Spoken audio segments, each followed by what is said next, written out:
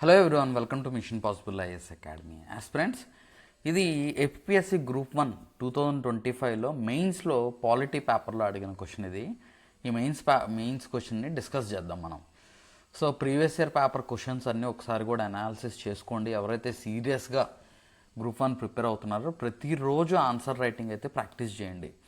Okay, మనం only ఇప్పుడు prelims మీద ఫోకస్ చేద్దాం, తర్వాత మెయిన్స్ వచ్చినప్పుడు చూసుకుందాం అని అంటే you are out of the race అని అర్థం. సో చాలామంది ప్రాక్టీస్ చేస్తున్నారు, ఆన్సర్ రైటింగ్ అయితే ప్రాక్టీస్ చేస్తున్నారు. కాబట్టి మీరు కూడా if you're very serious practice it start now. Okay, daily 2 mains answer writing questions అయితే ప్రాక్టీస్ చేయండి. సో మన మెంటార్షిప్ గ్రూప్ 1 మెంటార్షిప్ ప్రోగ్రాంలో daily 2 mains answer writing questions అయితే మనం ఇస్తున్నాము. వీటికి మోడల్ ఆన్సర్స్ అండ్ రివ్యూస్ కూడా ఇవ్వడం జరుగుతుంది. అండ్ అండ్ ఇది మాత్రమే కాకుండా మీకు ఎగ్జామ్కి వెళ్ళేసరికి 2000+ మోడల్ ఆన్సర్స్ ఇవ్వడం జరుగుతుంది అనమాట.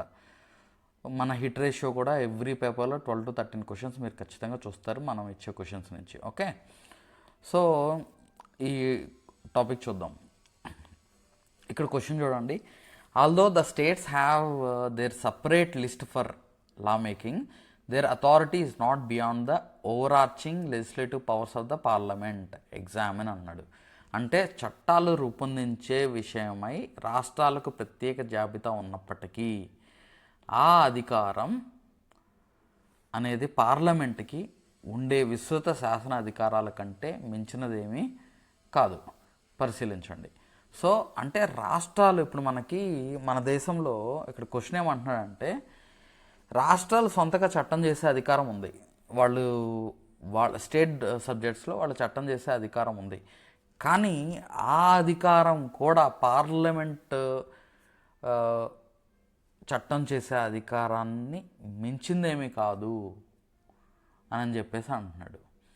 సో ఎందుకు కాదు, ఎందుకనంటే ఏ సందర్భాల్లో పార్లమెంటు రాష్ట్రాల అంశాల్లో కూడా చట్టం చేసే అధికారాలు ఏమున్నాయి అనేది మనం రాస్తే ఎగ్జామ్లో మనం అక్కడ తెలియజేస్తున్నట్టు అనమాట. ఓకే, ఈ అంశాల్లో పార్లమెంట్కి ఓవర్ రైడింగ్ పవర్స్ ఉన్నాయి ఈవెన్ స్టేట్ సబ్జెక్ట్స్లో కూడా అని మనం ఆన్సర్ రాయాలన్నమాట.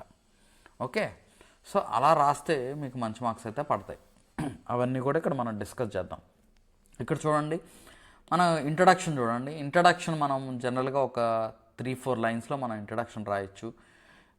ఇంట్రడక్షన్లో ఏంటి అని అంటే ఇప్పుడు మనం federal polity with unitary bias, మన కాన్స్టిట్యూషన్ ఏం చెప్తుందంటే India has a federal polity with unitary bias అనమాట. అంటే ఫెడరల్ అనే వర్డ్ ఎక్కడ యూజ్ చేయనప్పటికీ ఇండిపెండెంట్ ఎగ్జిస్టెన్స్ అయితే యూనియన్కి స్టేట్స్కి ఇండిపెండెంట్ ఎగ్జిస్టెన్స్ కాన్స్టిట్యూషన్లో ఉందన్నమాట. అయితే most of the powers are balanced towards the union అనమాట. అంటే యూనియన్కి ఎక్కువ పవర్స్ అయితే ఉన్నాయి. అండ్ ఈ central state relations power distribution మొత్తం కూడా 7th షెడ్యూల్లో చెప్పడం జరిగింది. ఓకే, అండ్ స్టేట్స్కి exclusive legislative authority over the state list ఉంది. అంటే స్టేట్ లిస్ట్లో ఉన్న అంశాల మీద రాష్ట్రాలు చట్టం చేసే అధికారం అయితే రాష్ట్రాలకు ఉన్నాయన్నమాట. ఓకే, సో అయితే కాన్స్టిట్యూషన్ ఏం చేసిందంటే కొన్ని సందర్భాలలో పార్లమెంట్కి సుప్రమసీ ఇచ్చింది. In the matters of national interest అవ్వచ్చు, కోఆర్డినేషన్ అండ్ ఎమర్జెన్సీ టైంలో అవ్వచ్చు, లేకపోతే బెటర్ కోఆర్డినేషన్ ఉండాలి among the states and union and states మధ్య కోఆర్డినేషన్ బెటర్గా ఉండాలి అని అంటే పార్లమెంట్కి ఓవర్ రైడింగ్ అథారిటీ ఉండాలి అని చెప్పి మన కాన్స్టిట్యూషన్ చెప్తుందన్నమాట. సో ఎందుకు మన కాన్స్టిట్యూషన్లో అటువంటి పవర్స్ ఎందుకు ఇచ్చామనంటే we have already gone through it. మన కాన్స్టిట్యూషన్ మేకర్స్ ఈ పార్టీషన్ అప్పుడు చూశారు. They have seen the experiences of partition and national ఇంటిగ్రేషన్కి ప్రియారిటీ ఎక్కువ ఇవ్వడం జరిగింది. అందుకనే ఫెడరల్ అటానమీ ఇస్తూనే యూనిటరీని స్ట్రెంథన్ చేయడం జరిగిందనమాట. సో అందుకనే పార్లమెంట్కి లెజిస్లేటివ్ పవర్లో కూడా ఓవర్ ఆర్చింగ్ పవర్స్ అయితే ఇవ్వడం జరిగింది. సో అది మీకు ఇంట్రడక్షన్లో ఇక్కడ మనం రాసాం, ఈ పాయింట్స్ చెప్పుకుంటూ వచ్చాం. ఫెడరల్ పాలిటీ విత్ ఈ కీవర్డ్స్ పడాలన్నమాట. Federal polity with unitary bias ఇచ్చాం. 7th షెడ్యూల్లో క్లియర్గా మెన్షన్ చేయడం జరిగింది. పవర్స్ డిస్ట్రిబ్యూషన్ గురించి 7th షెడ్యూల్లో చెప్పడం జరిగిందని మెన్షన్ చేసాం. స్టేట్స్కి exclusive legislative authority over the state list అని చెప్పాం. బట్ పార్లమెంట్కి సుప్రమసీ ఇవ్వడం జరిగింది అని చెప్పాము. ఎందుకు పార్లమెంట్కి సుప్రమసీ ఇవ్వడం జరిగిందని ఇక్కడ మెన్షన్ చేసాం. ఎందుకంటే పార్టీషన్ ఎక్స్పీరియన్సెస్ చూసాము, నేషనల్ ఇంటిగ్రేషన్ ప్రియారిటీ అని చెప్పాము. ఓకే, సో అయితే constitutional basis of distribution of legislative powers అనేది ఇక్కడ చూద్దాం. అంటే మన కాన్స్టిట్యూషన్ ప్రకారం ఈ పవర్ డిస్ట్రిబ్యూషన్ ఎలా ఉందో ఇక్కడ చూడండి. మనకి 7th షెడ్యూల్ ప్రకారం 3 లిస్ట్స్ ఉన్నాయి. ఆ 3 లిస్ట్స్ ఏంటంటే union list, state list and concurrent list. Union list, state list and concurrent list. ఒరిజినల్గా మన కాన్స్టిట్యూషన్లో యూనియన్ లిస్ట్లో 97 సబ్జెక్ట్స్ ఉంటాయి. ఇప్పుడు 100 సబ్జెక్ట్స్ ఉన్నాయి అన్నమాట. 100 సబ్జెక్ట్స్ ఉన్నాయి. స్టేట్ లిస్ట్లో వచ్చేసరికి 66 సబ్జెక్ట్స్ ఉంటాయి. ఇప్పుడు 61 సబ్జెక్ట్స్ ఉన్నాయి. అండ్ కంకరెంట్ లిస్ట్లో 47 సబ్జెక్ట్స్ ఉంటాయి. ఇప్పుడు 52 సబ్జెక్ట్స్ ఉన్నాయి. 52 సబ్జెక్ట్స్ ఉన్నాయి. అయితే ఇక్కడ మనం క్లారిటీ తెచ్చుకోవాల్సింది ఏంటంటే యూనియన్ లిస్ట్లో ఉన్న ఇష్యూస్ మీద పార్లమెంట్ లాస్ చేయొచ్చు అనమాట. అండ్ స్టేట్ లిస్ట్లో ఉన్న సబ్జెక్ట్స్ మీద స్టేట్స్ ఎక్స్క్లూజివ్గా లాస్ చేయొచ్చు. అండ్ కంకరెంట్ లిస్ట్లో వచ్చేసరికి both parliament and state list can make laws on it. Both parliament and states can make laws on it అనమాట. అయితే ఇక్కడ మనకు క్వశ్చన్ ఏంటి ఇచ్చింది, ఆ ఇచ్చిన క్వశ్చన్ నుంచి మనం డైవర్ట్ అవ్వకూడదు. ఓకే, ఇచ్చిన క్వశ్చన్ ఏంటంటే parliament has over riding powers on the states legislative powers అని అంటున్నాడు. సో ఏ సందర్భాల్లో ఉన్నాయి, కాన్స్టిట్యూషన్లో ఉన్న కాన్స్టిట్యూషనల్ ప్రావిజన్స్ ఏం చెప్తున్నాయి అనేది ఆర్టికల్ ప్రకారం డిస్కస్ చేసుకుంటూ పార్లమెంట్కి ఉన్న లెజిస్లేటివ్ ఓవర్ రైడింగ్ పవర్స్ ఏంటో కూడా ఇక్కడ చూద్దాం. ఓకే, సో ఆర్టికల్ 249 ప్రకారం ఏంటి అని అంటే when there is a national interest దృష్టిలో ఒక రాజ్యసభ కనుక రెజల్యూషన్ పాస్ చేస్తే with 2/3 majority and declaring it as a necessary in the national interest, then parliament can legislate any matter in the state list. అంటే దీనికి రాజ్యసభ రెజల్యూషన్ పాస్ చేయాలన్నమాట with 2/3 majority.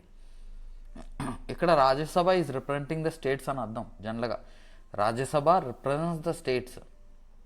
So రాజ్యసభనే authority ఇస్తుంది పార్లమెంట్కి to make any matter, to make a law that comes under state list అనమాట. So అందుకనే మనకి terrorist and disruptive activities prevention act 1985 చేయడం జరిగింది. ఒక ఎగ్జాంపుల్ చూడండి, మీరు ఒక స్టేట్మెంట్ ఇచ్చారంటే దానికి ఒక ఎగ్జాంపుల్ ఇవ్వడం అనేది చాలా ఇంపార్టెంట్. ఎగ్జాంపుల్ లేకపోతే డేటాతో సబ్స్టాన్షియేట్ చేయడము. ఓకే, సో ఆర్ మీరు ఒక కొటేషన్ ఏమన్నా ఇచ్చి కొటేషన్తో మీరు స్టార్ట్ చేసుకోవడము, ఇలా మీరు చేయాలి. ఇక్కడ మనకి ఏమిచ్చాడు, ఆర్టికల్ 249 ప్రకారం నేషనల్ ఇంట్రెస్ట్ రెజల్యూషన్ పాస్ చేయొచ్చు. ఓకే, నెక్స్ట్ అంటే ఈ సందర్భంలో this is one case in which parliament has over riding authority on the state legislative power అనమాట.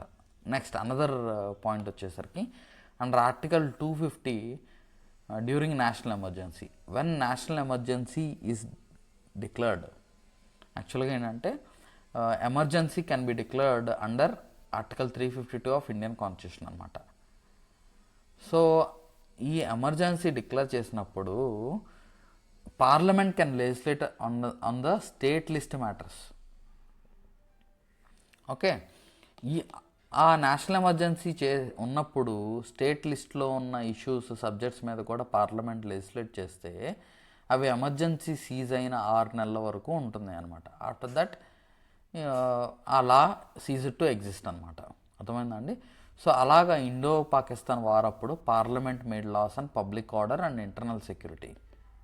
ఎందుకంటే ఎమర్జెన్సీ అప్పుడు parliament will have the power to legislate even in the state list on the subjects of state list అనమాట. Next article 252 ప్రకారం ఏంటి అని అంటే 2 or more states request చేస్తే state లిస్ట్లో ఉన్న సబ్జెక్ట్ మీద కూడా మీరు పార్లమెంట్ లా చేయమని చెప్పేసి 2 or more స్టేట్స్ కనుక రెజల్యూషన్ పాస్ చేస్తే then parliament can make laws on that state list and that law is applicable to only those states అనమాట. ఇప్పుడు for example wildlife protection act 1972 and water prevention and control of pollution act 1974 ఇవి ఈ ఆర్టికల్ని base చేసుకొని వీటిని చేయడం జరిగింది. ఇప్పుడు మెల్లమెల్లగా మిగతా స్టేట్స్ కూడా అడాప్ట్ చేసుకుంటూ వచ్చాయన్నమాట. ఓకే, నెక్స్ట్ ఆర్టికల్ 253 ప్రకారం ఏంటంటే ఇంటర్నేషనల్ ఆబ్లిగేషన్స్ ఉన్నప్పుడు, ఇప్పుడు ఈవెన్ ఇంటర్నేషనల్ ఆబ్లిగేషన్స్ అంటే ఏంటి, ఫర్ ఎగ్జాంపుల్ మన ఇండియా ఏదన్నా ఒక కన్వెన్షన్లో కానీ ఇంటర్నేషనల్ ట్రీటీలో కానీ సిగ్నేటరీగా ఉంటే అప్పుడు ఆ కన్వెన్షన్ని కానీ ట్రీటీని కానీ ఇంప్లిమెంట్ చేయాలంటే కొన్ని లాస్ చేయాల్సి వస్తుంది. సో అప్పుడు ఈవెన్ స్టేట్ లిస్ట్లో ఉన్న సబ్జెక్ట్ మీద కూడా లా చేసే అధికారం పార్లమెంటుకు ఉంటుంది. Okay, for example stock home conference 1972 obligations fulfil చేయడానికి మనం ఎన్విరాన్మెంట్ ప్రొటెక్షన్ యాక్ట్ 1986 తీసుకొచ్చాం. అర్థమైందండి. సో ఇంకోటి ఏంటంటే ఇప్పుడు ఆర్టికల్ 254 ప్రకారం ఏంటంటే ఇన్కన్సిస్టెన్సీ ఇన్ కంకరెంట్ లిస్ట్, అంటే ఇప్పుడు కంకరెంట్ లిస్ట్లో ఇష్యూస్ మీద సబ్జెక్ట్స్ మీద even central government parliament can make loss and state government or state legislature can make loss అనమాట. అయితే if there is a conflict, ఈ రెండింటి మధ్య కాన్ఫ్లిక్ట్ కనుక వస్తే parliament law will be valid అనమాట. అదే స్టేట్ లా వ్యాలిడ్ అవ్వాలి అని అంటే ప్రెసిడెంట్ అసెంట్ కావాలి, even though it is conflicting with the parliament law on that particular subject. అర్థమవుతుందా అండి. అంటే కంకరెంట్ లిస్ట్లో ఉన్న ఇష్యూస్ మీద ఇక్కడ పార్లమెంట్కి ఓవర్ రైడింగ్ అథారిటీ ఉంది. పార్లమెంట్ చేసిన లా డామినేట్ చేసే అవకాశం ఉంది. ఇప్పుడు స్టేట్ లా వ్యాలిడ్ అవ్వాలి అని అంటే state law even though it is conflicting with the law made by the parliament, అది వ్యాలిడ్ అవ్వాలి అని అంటే ప్రెసిడెంట్ అసెంట్ ఉండాలి. అది గుర్తుపెట్టుకోండి. ఇది స్పెషల్గా ఏంటి ఎప్పుడు ఉంటుంది అని అంటే ఆ పర్టిక్యులర్ స్టేట్కి కొన్ని ప్రత్యేకమైన సిచ్యువేషన్స్ కండిషన్స్ ఉన్నప్పుడు ప్రెసిడెంట్ కూడా దాన్ని యాక్సెప్ట్ చేసి సైన్ చేస్తే అప్పుడు దానికి కంకరెంట్ లిస్ట్తో పార్లమెంట్ చేసిన చట్టంతో కాన్ఫ్లిక్ట్ అయినా కానీ అది ఇంప్లిమెంట్ అవుతుంది అనమాట. అర్థమవుతుందా అండి. నెక్స్ట్ ఆర్టికల్ 356 ప్రకారం ప్రెసిడెంట్ రూల్ ఉన్నప్పుడు parliament can assume the law making power of the state legislative assembly of that particular state అనమాట. అంటే ఒక రాష్ట్రంలో ప్రెసిడెంట్ రూల్ ఇంపోజ్ చేస్తే అప్పుడు కూడా పార్లమెంట్ ఆ స్టేట్ లిస్ట్లో ఆ స్టేట్కి సంబంధించిన స్టేట్ లిస్ట్లో ఉన్న ఇష్యూస్ మీద పార్లమెంట్ చట్టం చేసే అధికారం ఉంటుంది. అర్థమవుతుందండి. అది సో ఈ సందర్భాల్లో ఇప్పుడు మన core focus of this question ఏంటి అంటే ఇదే. ఈ పాయింట్స్ అన్నీ చెప్తూ మనం ఎగ్జామ్లో రాయాలి. ఈ పాయింట్స్ అన్నీ చెప్తూ మనం రాయాలన్నమాట. సో ఈ కోర్ ఫోకస్ మనం దీని మీద పెట్టాలి. అప్పుడు మనం ఈ క్వశ్చన్ని జస్టిఫై చేసినప్పుడు అనమాట. సో ఇంకా ఎడిషనల్ పాయింట్స్ కూడా కొన్ని ఇవ్వడం జరిగింది. ఏంటంటే judicial interpretations strengthening parliamentary supremacy. Judiciary కూడా డిఫరెంట్ కేసెస్లో పార్లమెంట్ ఓవర్ రైడింగ్ పవర్స్ని అప్హెల్డ్ చేయడం జరిగింది. For example state of Karnataka versus union of India 1977 కేసులో supreme court upheld the parliament's overriding powers to ensure unity and integrity of the nation అనమాట. And S R Bommai versus union of India 1994లో federalism is a part of basic structure అని చెప్తున్నప్పటికీ strong centre is essential for stability అని చెప్పడం జరిగింది. Union of India versus HS Dhillon 1972 కేసులో validated parliament's authority to make laws on residuary subjects not enumerated in any list. ఇది జనరల్గా ఏంటంటే residuary లిస్ట్లో కూడా అథారిటీ ఏదైతే పార్లమెంట్కి ఉందో దాన్ని మళ్ళీ ఒకసారి చెప్పడం జరిగిందనమాట. అర్థమవుతుందండి. సో ఈ పాయింట్స్ అనేది మనం ఈ క్వశ్చన్లో మనం రాయాలి. అది మాత్రమే కాకుండా ఇంకా ఇది అడిషనల్ పాయింట్స్. మన constitutional mechanism for cooperative federalism ఉంది. అదేంటంటే ఇంటర్ స్టేట్ కౌన్సిల్ ఉంది, నీతి ఆయోగ్, జిఎస్టీ కౌన్సిల్. ఓకే, ఇవి అయితే మనకు కొన్ని ఛాలెంజెస్ అండ్ కంటెంపరీ ట్రెండ్స్ మనం చూస్తున్నాం.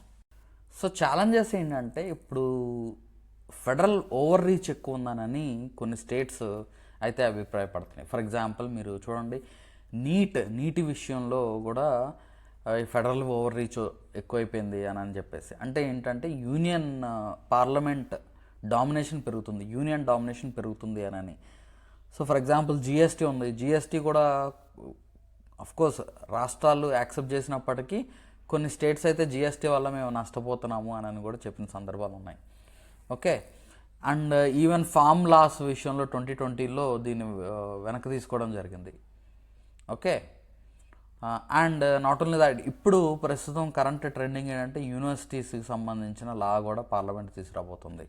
సో అక్కడ యూనివర్సిటీస్ మీద డామినేషన్ పెరిగే అవకాశం ఉంది, సెంట్రల్ గవర్నమెంట్ డామినేషన్ పెరిగే అవకాశం ఉంది అని చెప్పేసి కొన్ని స్టేట్స్ అపోజ్ చేస్తున్నాయి అన్నమాట. అంటే సో ఇది it must be carefully done. States rights పోకుండా మనం ఎక్కడైతే అవసరమో, ఎక్కడైతే నేషనల్ ఇంటిగ్రేషన్ అవసరమో, ఎక్కడైతే యూనిటీ అవసరమో, ఎక్కడైతే డిఫరెంట్ క్రిటికల్ సర్కమ్స్టాన్సెస్ అప్పుడు యూజ్ చేయాల్సిన పవర్స్ పార్లమెంట్ యూజ్ చేసుకునేలా ఉండాలి. ఓకే, అది ఫైనల్లీ కంక్లూజన్ వచ్చేసరికి మనం ఎలా కంక్లూడ్ చేయాలంటే, ఇది కూడా కంక్లూజన్ మనం 4 to 5 లైన్స్లో ఆర్ 3 to 4 లైన్స్లో మనం కంక్లూజన్ రాయాలి. సో ఇది కాన్స్టిట్యూషన్ ఇక్కడ ఇది striking a delicate balance between the state autonomy and national supremacy అనమాట. While state possesses independent legislative authority under the state list, this authority functions within the constitutional framework that empowers the parliament to intervene national, international or emergency situation. అంటే మనం ఏది కూడా అగెయిన్స్ట్గా రాయకూడదు కదా, so గవర్నమెంట్కి అగెయిన్స్ట్గా కానీ మనం రాయకూడదు. సో కాబట్టి ఇక్కడ మనం ఒక బ్యాలన్స్డ్గా కంక్లూడ్ చేయాలి.